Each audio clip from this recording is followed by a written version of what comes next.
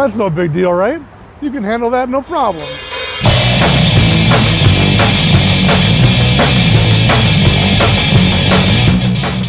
Intersections are high-risk areas where traffic lanes converge. Safe driving is always paramount, especially at intersections. Controlling intersections falls on the entire company. Remember, other drivers may not yield to lights and sirens. To maintain control and maximize safety, it is critical to have situational awareness, drive defensively, obey traffic signals, yield the right-of-way, and slow down when approaching intersections, even at green lights. A complete stop is not a rolling stop. Fully assess the situation and give yourself time to react to unexpected events. Always stop at red lights, stop signs, and uncontrolled intersections when you do not have the right-of-way. Lights and sirens only request the right-of-way. You must wait for other drivers to yield the right-of-way to you.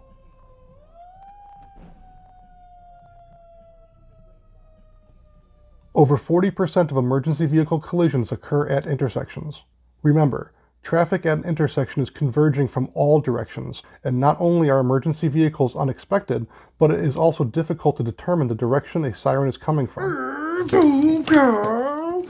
Risky behaviors jeopardize the health and well-being of the driver and occupants of an emergency vehicle, as well as occupants of other vehicles and pedestrians in the nearby area. High-risk behaviors include speeding, harsh braking, hard cornering, hastily changing lanes, passing vehicles, and failure to stop. Overconfidence leads to siren syndrome, the term applied to faster, more aggressive driving that occurs during an emergency response when lights and sirens are activated. The outcome of siren syndrome is an overestimation of one's own skills owed to feelings of invincibility and euphoria, resulting in unmanageable speeds and reckless behavior.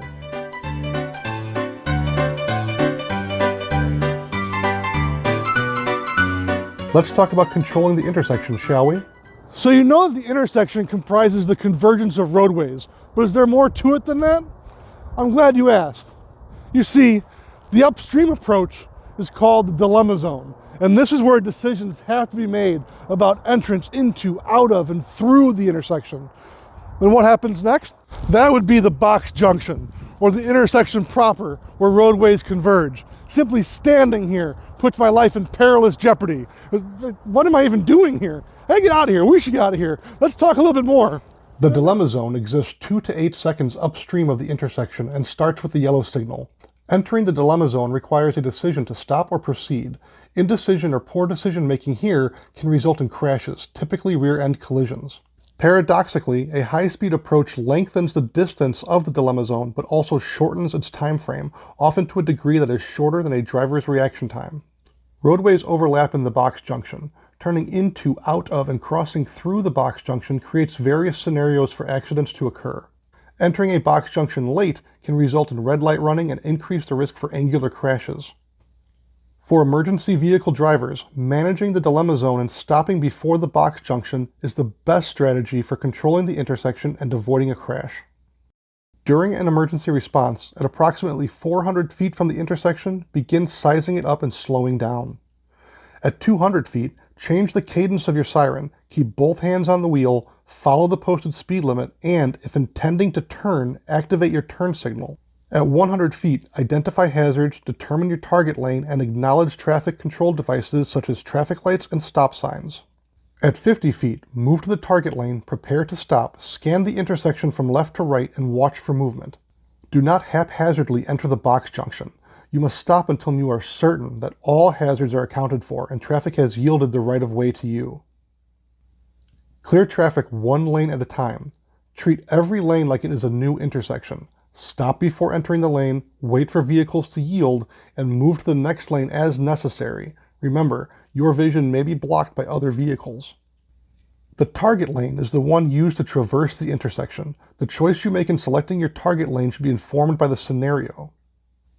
If the furthest left lane is occupied, using the opposing lane is your best option. If the furthest left lane is available, that is the best option. Avoid utilizing the right lane to pass vehicles. And remember, emergency vehicles should never travel between vehicles. Always drive to the left of traffic because civilians have been taught to pull to the right to yield the right of way. Controlling the intersection requires the driver to stop the vehicle and ensure that traffic has yielded the right of way. Remember, modern vehicles are designed in such a way as to attenuate outside noise. Combine that with the sound of radio or conversation, along with the unexpected approach of an emergency vehicle, and it should be clear why controlling the intersection is so imperative to safety. Remember, safety is a responsibility of every company member. Look out for each other, and remember to be urgent without being reckless.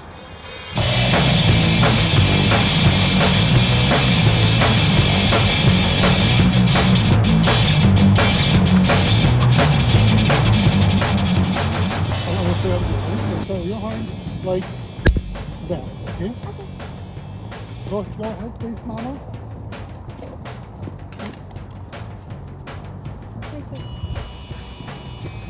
Okay, good. Okay. It helps to actually record. Yep, okay, well, wasn't rolling camera. So you know the intersection comprises the convergence of roadways. Daddy, I gotta do the snapping. I know, I'm practicing.